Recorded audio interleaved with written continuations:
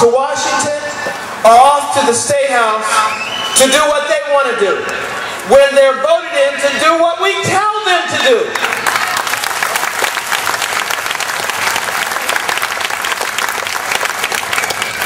This is why there was an upset in the governor's race in New York. This is why there will be a black congressman in the Carolinas. This is why things are happening all over the nation, because people are starting to see what is wrong with the people who are reporting the news.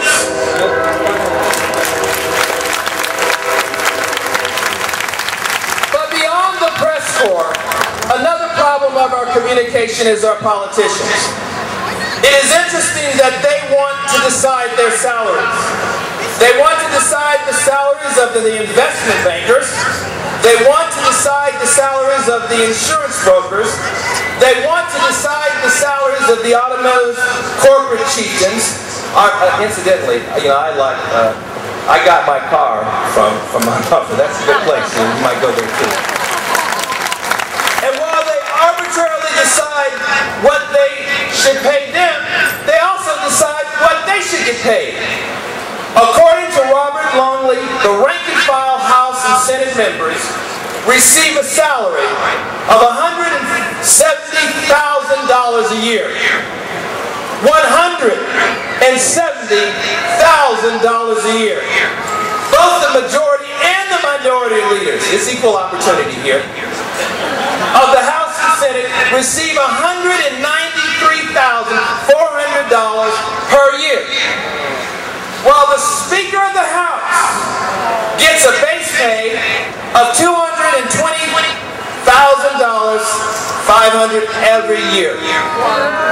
Now, why should any legislator get paid so much money for doing so little work and working against us?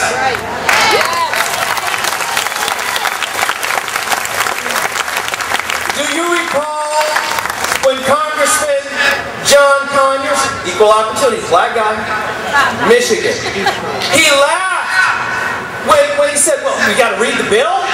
Yeah. That's what we have the attorneys for. Then why am I paying you $174,000 a year? Forrest Gump could read the bill and know that it was wrong.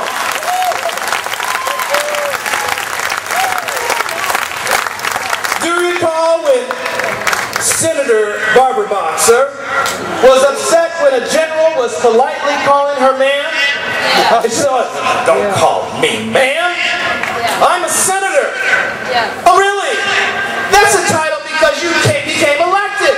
We gave you the title, and we can take it back.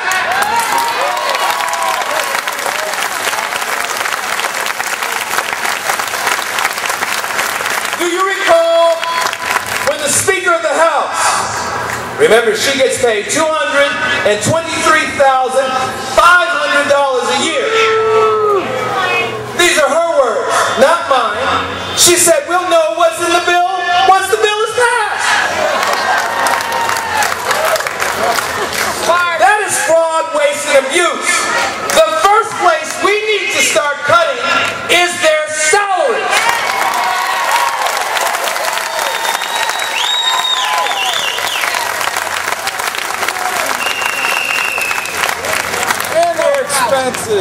I believe that perhaps those who are serious about running for any office, that is for Congress or for Senate, the president's salary needs to be where it is.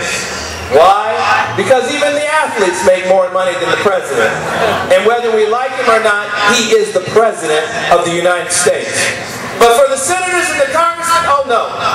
No, we need to cut the salaries so that they will know that they work for us and we don't work for them.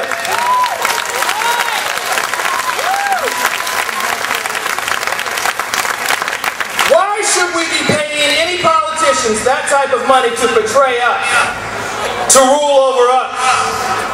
Congress has got the big head now. They have become a ruling class.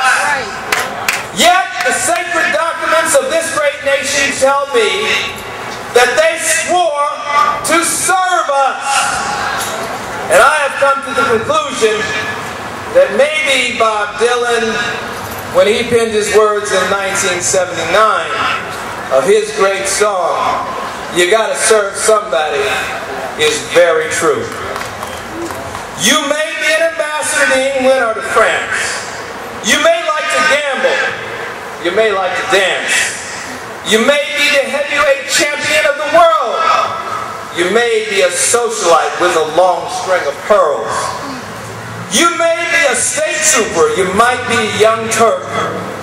You may be the head of some TV network. You may be rich or poor. You may be blind or lame. You might be living in another country under another name. You may be a construction worker working on a home. You may be living in a mansion. You might like living in a dome. You might own guns, and you might even own tanks. You might be somebody's landlord, and you might even own the banks. But you're going to have to serve somebody. Yes, indeed. You're going to have to serve somebody. Now, it may be the devil, and it may be the Lord, but you're going to have to serve somebody. So the question to the press, to the pundits, to the politicians, to the parties, and to the president is, who are you going to serve?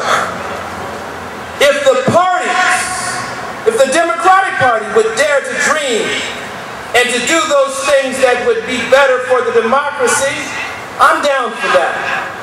If the Republicans would rise and speak up to protect our great republic, I'm down for that.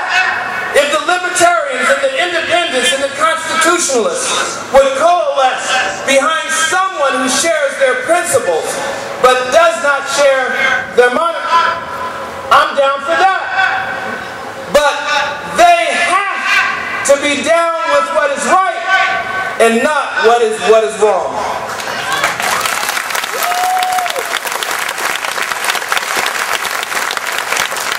Unfortunately today, many are more caught up with the parties as opposed to the people.